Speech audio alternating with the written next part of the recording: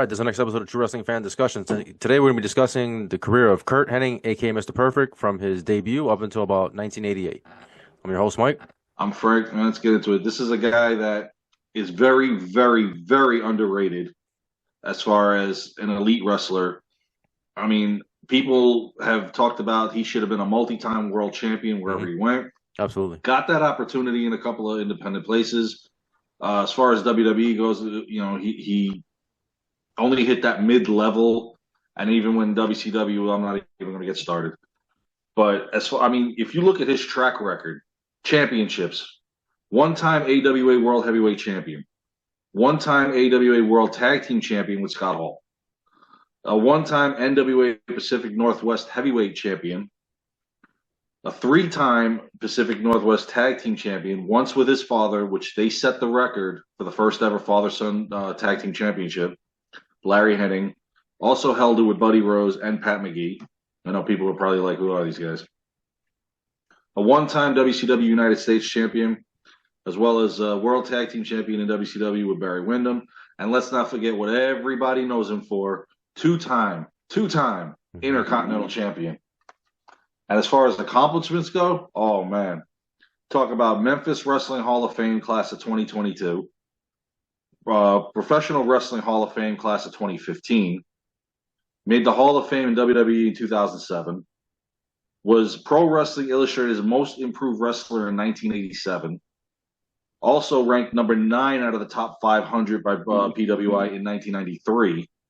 And he came out firing that year. Mm-hmm. And then he was Wrestling Observer's most improved wrestler in 1983. You can't get a better resume than that, No. in my opinion. And yet Vince did nothing with him. Well, I mean, I'm not going to, we'll get into it later on, but it's not totally on Vince because of the injuries. Yeah, that's true. Had he stayed healthy. And somebody wouldn't do business either, so we're not even going to get to that either. Oh. That's Let's part start. 2. and part 1. Part 3. Yeah. Let's get him started off. When he started off in AWA, American Wrestling Association. Remember now, at these points, there's still the territories, so he was actually able to do multiple territories, including WWF at the time. He actually had a run with them. Yeah, Hennig was also out of that Minnesota area, right? He was the son of Larry Axe Hennig. Yep. Man, Minnesota has produced some of the best Hall of Famers of all time, and he is no exception. Known as Cool Curt Hennig to start his wrestling career. He began it officially January 30th, 1980. Had his first match February 3rd of 81 against Billy Howard. I know everybody again was like, who are these guys? It ended in a draw. Figures. Over the next few months, he wrestled guys like Adrian Adonis, Brad Reinigans, had multiple tag team matches against the East-West Connection, and that's Adrian Adonis and Jesse Ventura. Wow, man. Mm-hmm. I'm just saying, wow, Jesse. Oh. Yeah, I know. Because Jesse was from that part of the country. Yeah. Unfortunately, the two matches that he had against the tag team, he lost both of those matches, unfortunately. He teamed with Sonny Rogers on April 5th, 1981, and then with Frank Reese, June 7th, 1981, which happened to be his final match at that time in AWA because he was WWF bound for his first run there. Part 1, yeah. Yeah, a lot of people don't realize that he was there in the early 80s. For Vince Sr. Yes. He began his first run in WWF June 9th, 1981, defeating Fred Marzino, if I'm saying that right. His first feud was against Johnny Rodz, which ain't really saying much because Johnny Rodz was always an opening card guy, especially at the Garden, and I think he had more losses than wins. He established himself as a young rising star at this point against the likes of Playboy Buddy Rose, Greg the Hammer Valentine, and Killer Khan. And then he received his first tag team title opportunity in the WWF on July 18, 1981, teaming with Dominic DeNucci to face the tag team champions, the Moondogs. Still can't believe those guys were the tag champions at the time. Hennig and DeNucci won, but by disqualification. And then on August 20th of that year, 1981, Hennig received his first shot at winning the Intercontinental title. Could have been a three-peat game. He fought the Magnificent Morocco, but was unsuccessful. He faced Morocco 2 more times in September of 81, but lost both of those times as well. Now, from January to August of '82, Henning wrestled for Pacific Northwest. Remember, it was still allowed with the territories that he could move about. He faced competitors such as Stan the Man Stasiak, David Schultz, and Buddy Rose again. Not a bad list. David Schultz, yeah. Yep, definitely.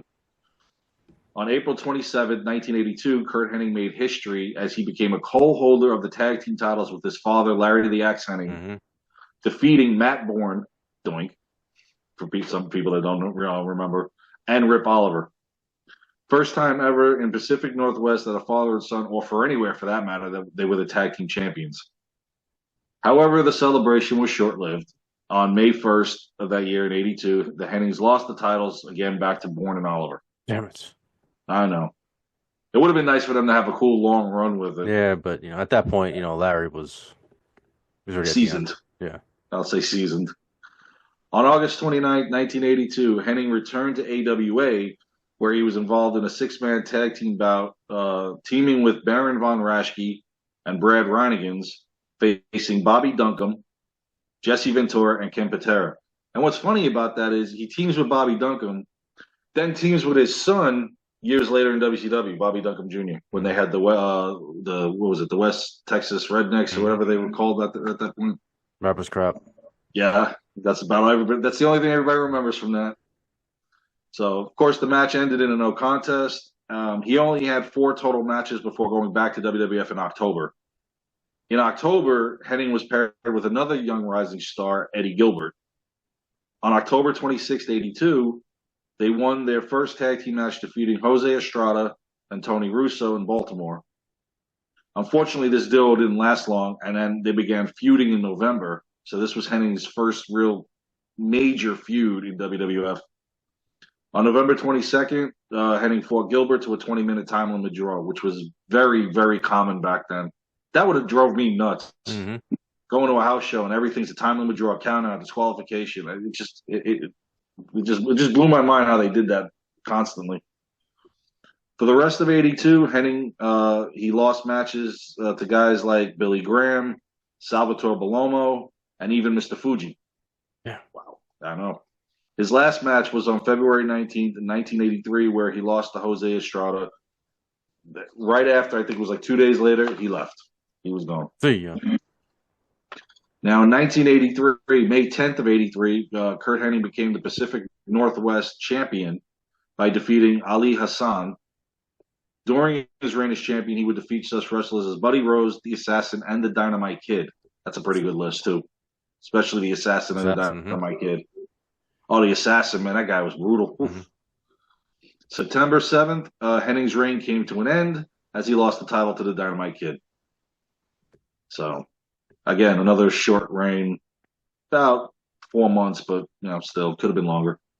On November 5th, for Curt Hennig, he teamed with Buddy Rose to become the tag team champions, defeating Rip Oliver and the Assassin in a best 2 out of 3 falls match. So now that's become the tag team champions. However, 1 week later, they would lose the titles to the Dynamite Kid and the Assassin in a best 2 out of 3 falls match. These are the only guys that are wrestling in this place. Sounds like it. That point, I mean, damn. You can't seem to beat the Dynamite Kid again at some point. I mean, December 23rd, Hennig would become a 2-time tag team champion, teaming this time with Pat McGee as they defeated the Dynamite Kid and the Assassin. They held the tag titles till February 11th, 1984, where they lost them to Rip Oliver and the Assassin. Here we go again. Assassin. In a best 2 out of 3 falls match. Yeah, that guy is everywhere in this promotion. On April 7th in '84, Hennig returned to AWA. He was there full time. No jumping to WWF, no Pacific. That's it. He signed with them. Over the course of that year, he had matches with the likes of Nick Bockwinkel, Bobby Heenan, Larry Zbyszko, and tag team matches against the Road Warriors. That's an elite list. June 22nd, '84, he actually had a once-in-a-lifetime opportunity. He faced Harley Race for the NWA Missouri heavyweight title, but he was not successful in winning the title. But to get into the ring with the likes of Harley Race. It's a big deal. I mean, yes. So as we move on into '85, he was competing for the tag team titles, teaming up with his father, Larry Hennig again. against the Road Warriors, but unfortunately they came up short against Hawk and Not at Animal. that You ain't point. beating Hawk and Animal at this point are Not in, untouchable. yeah. Not at that point. No. They were just running over everybody. You're not even in their league, unfortunately. September 4th in 85, Hennig received an opportunity of a lifetime once again, challenging Ric Flair for the NWA World Heavyweight Championship. Hennig would come up short on this evening, unfortunately, against Flair. But again, to be able to be challenged to be able to challenge Race and Flair like that is unbelievable. October 15th, 1985, Hennig began teaming with Scott Hall at this point, and they were a damn good tag team. Their first match, they defeated the Long Riders, which is Bill and Scott Irwin. They also defeated the team of Larry Zbyszko and Nick Bockwinkel, as well as defeating the Fabulous Freebirds. Now that's a resume too, especially the Freebirds, who were untouchable at this point. As we go through into '86, Hennig's stock is rising tremendously in the company. I mean, you talk about on January 18th, 1986, in Albuquerque, New Mexico, Curt Hennig and Scott Hall defeated Jimmy Garvin and Steve Regal to become the tag team champions. That's when Scott Hall was huge. That's when he was big back Yes, he got the mustache going. Yeah. He's the one. Looked really good back then. He credits himself like getting Curt Hennig into really, really good shape. Yeah, because he started lifting weights with him. So, and it was again. Just watching them back, when you go to the WWF, by Survivor Series, and they're on opposite sides, considering they were such good as a tag team somewhere else. Right, years before, yeah. On May 17th, '86, Hennig and Hall would lose the tag titles, unfortunately, but they, again, 4-month run. They lost the titles to Buddy Rose and Doug Summers. They won the match by countout, but the titles changed hands. There was a special stipulation in that one. If you got counted out, it's still counted out as disqualified. Or DQ, still lose the tag title. Sometimes you have to do that, in certain matches. Seriously. Yeah. Because, how many times we've seen 2 out of 3 falls, one of them ends in a disqualification. Right. The challengers win them, but they don't win the belts. Or somebody gets DQ'd on purpose not to lose the belt, or they get counted out on purpose, Yeah, I hated that. Now, while still teaming with Scott Hall, they were still forming the tag team. From time to time, Hennig was also resuming his solo career. On June 27th, 1986, he got another crack at facing Ric Flair for the NWA World Heavyweight Championship, but unfortunately, once again, he came up short against the Nature Boy. Yeah, he gets over on him when there's no belt on the line. Yeah, and ends his quote-unquote career. Well, we'll get to that in another part of his bio. Excuse me. Towards the end of '86, Hennig had set his sights now on AWA champion Nick Bockwinkel and had a series of matches for the title. Going into 1987, on May 2nd at Super Clash, which I believe is on the network, because I watched it. Actually, I watched all 4 of them that they had, but don't watch number 4. It was really bad. By that point, the company was in 1990. Yeah, God. With the help, this was the famous double turn at Super Clash. With the help of Larry Zbyszko, which I don't think he needed it anyway, Curt Hennig defeated Bockwinkel for the AWA World Heavyweight Championship. And this would be the start of an unprecedented 373-day reign. That is unbelievable. That's Hulk Hogan territory right there. Because Hogan had it for like 400 some odd days. Yeah, he was at that point. He was the main guy over there. That was it. Oh, he is the top guy. And not only that, but he also successfully defended the title during this time against Bockwinkel, Greg Gagne, Jerry Lawler, Wahoo McDaniel, and others. So, I mean, he was a fighting champion. There's no doubt about it. Yeah, unfortunately, guys had already started to leave the territory. Yeah. He started to leave the AWA, so, he doesn't get the... he's not getting the total elite, right, but he's getting somewhat. Right. For the guys that stuck around. Curt Hennig also began being associated with Medusa Maselli, the AWA Women's World Champion. Now, this started in December 27th, 1987. Hennig and Medusa joined the Diamond Exchange. That's right. A stable led by, it's me, it's DDP. They were part of the Diamond Exchange. Page was huge in AWA with his factions. Yeah. Huge. It also included Colonel De Beers and Bad Company, which was Paul Diamond and Pat Tanaka, Hmm. aka the New Orient Express later Yep. on. Yep. Now, as we go into '88 for him on May 9th in Memphis, Tennessee, Curt, unfortunately, his title reign came to an end Well, as he was defeated by Jerry Lawler. he was getting ready to move on At that point, to I bigger and believe better so. things. Yeah. Yeah.